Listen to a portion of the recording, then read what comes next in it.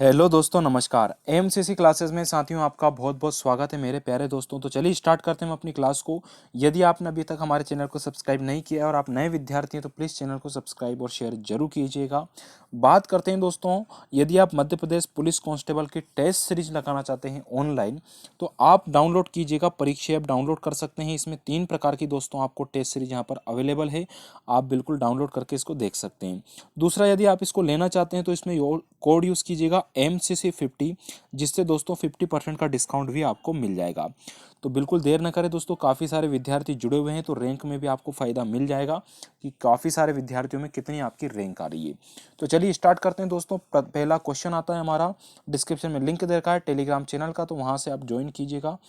बात करते हैं, पृथ्वी का प्राकृतिक उपग्रह क्या है? बताइएगा, पृथ्वी का प्राकृतिक उपग्रह कौन सा है दोस्तों? ये आपको बताना है। तो साथियों, पृथ्वी का जो प्राकृतिक उपग्रह है वह कौन सा है? तो पृथ्वी का आप सभी जानते हैं एकमात्र उपग्रह है और उसका नाम है दोस्तों चंद्रमा। क्या नाम है? चंद्रमा। तो याद रखना, पृथ्वी का जो प्राकृतिक उपग्रह है वो कौन सा है दोस्तों? तो चंद्रमा जो है पृथ्वी का प्राकृतिक उपग्रह है, यानी कि बी ऑप्शन दोस्तों आपका यहाँ पर राइट आंसर हो जाएगा। ठीक है, अगले क्वेश्चन पे चलते हैं दोस्तों। क्वेश्चन आता है, लोकसभा के प्रथम अध्यक्ष कौन थे? बताइए जल्दी से।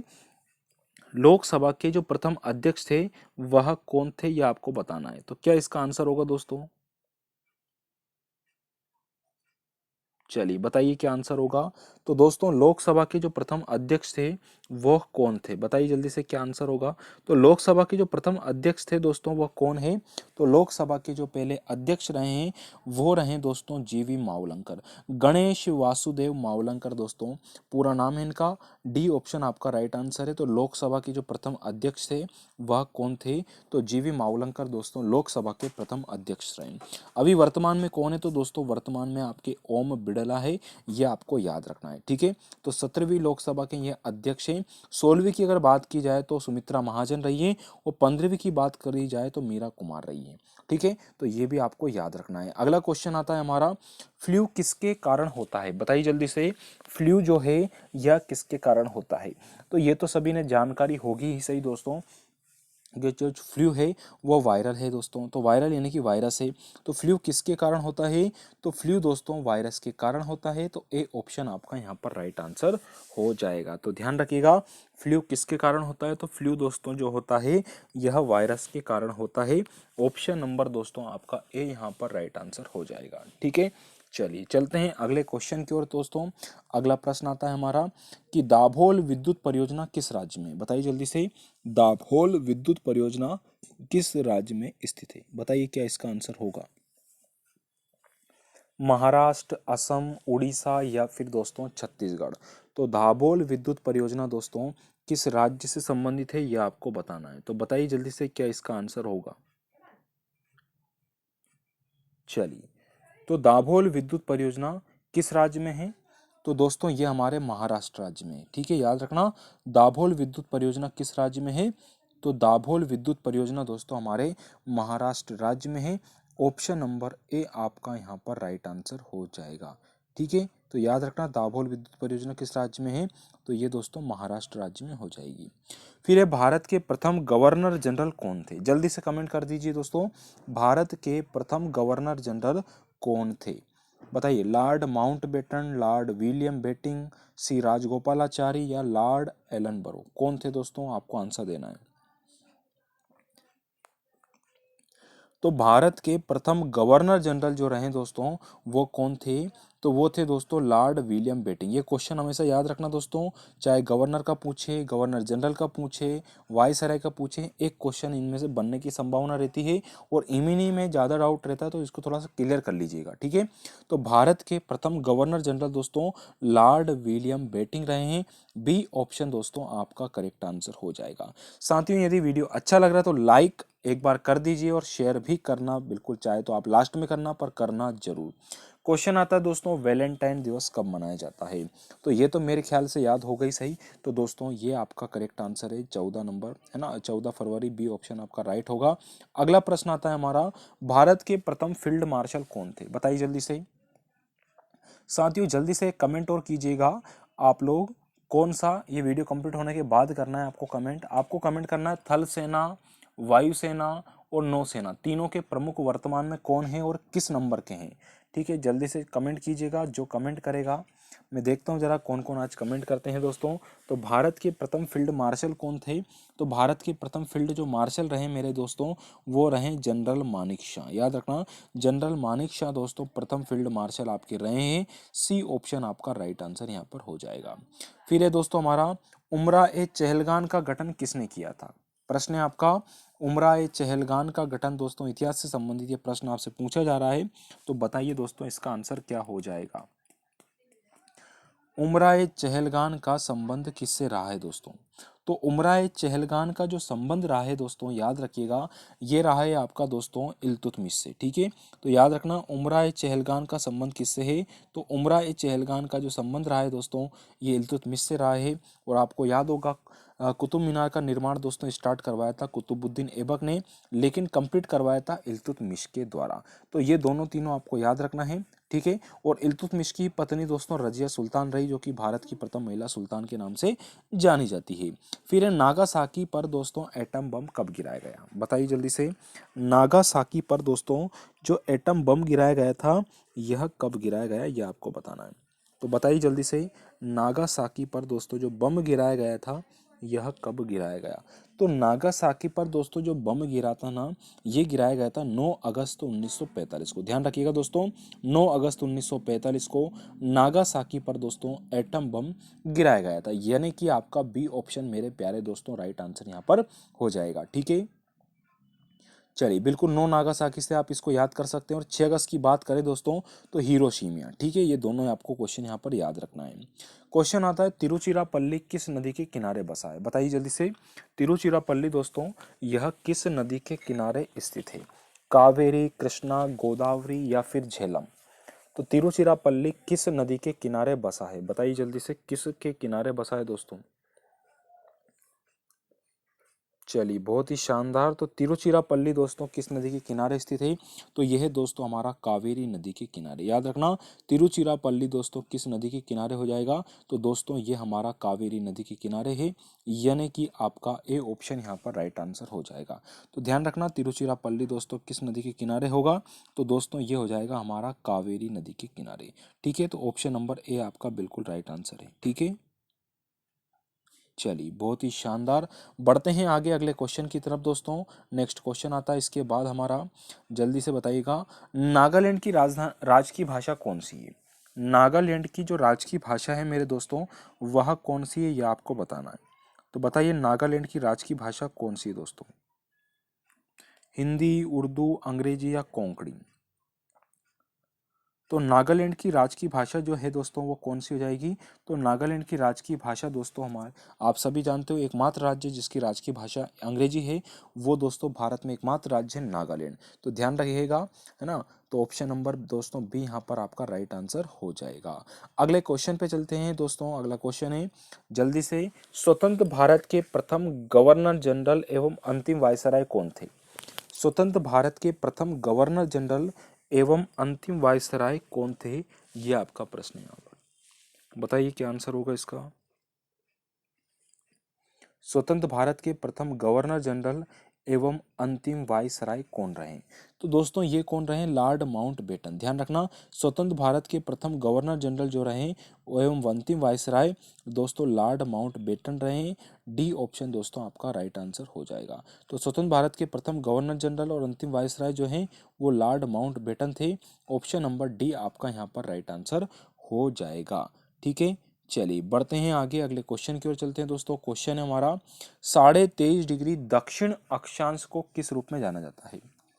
23.5 डिग्री दक्षिणी अक्षांश को किस रूप में जानते हैं, कर्क रेखा, अक्षांश रेखा, मकर रेखा या फिर देशांतर रेखा। क्या इसका आंसर होगा बताइएगा। 23.5 डिग्री दक्षिणी अक्षांश को किस नाम से जाना जाता है बताइएगा।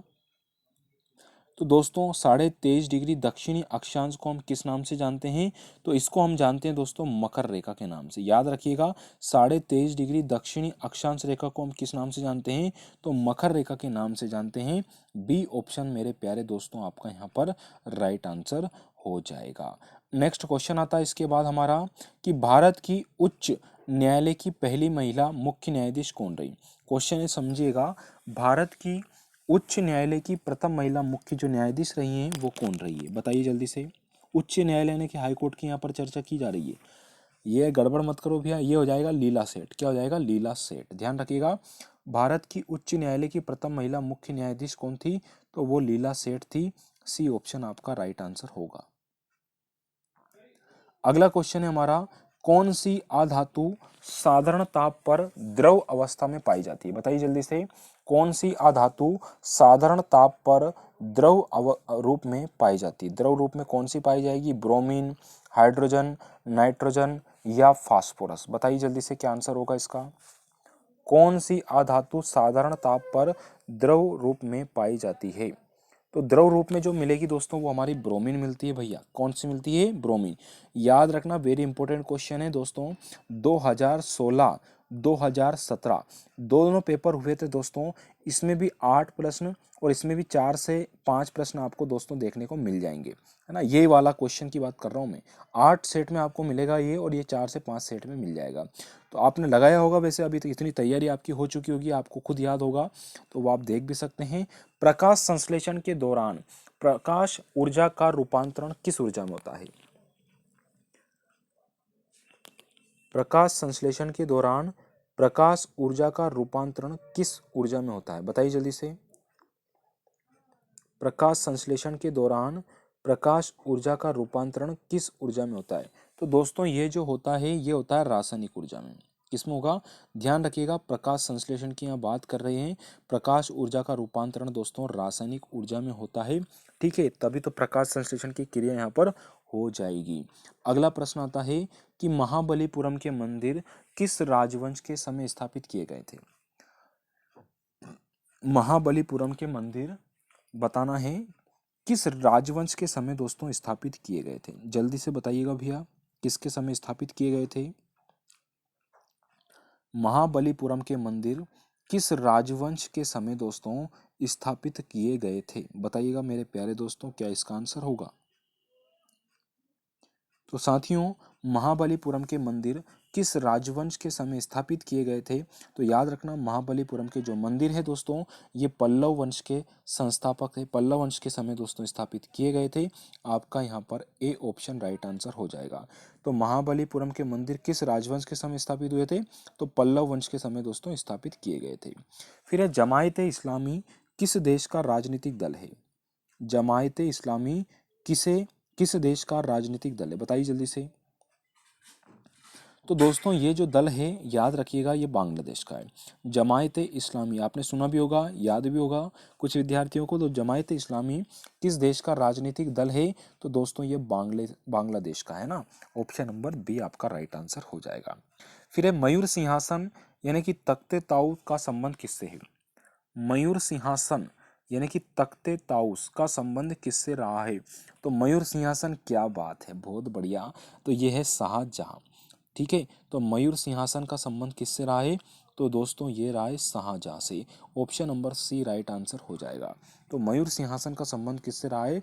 तो शाहजहां से ये संबंधित रहा है।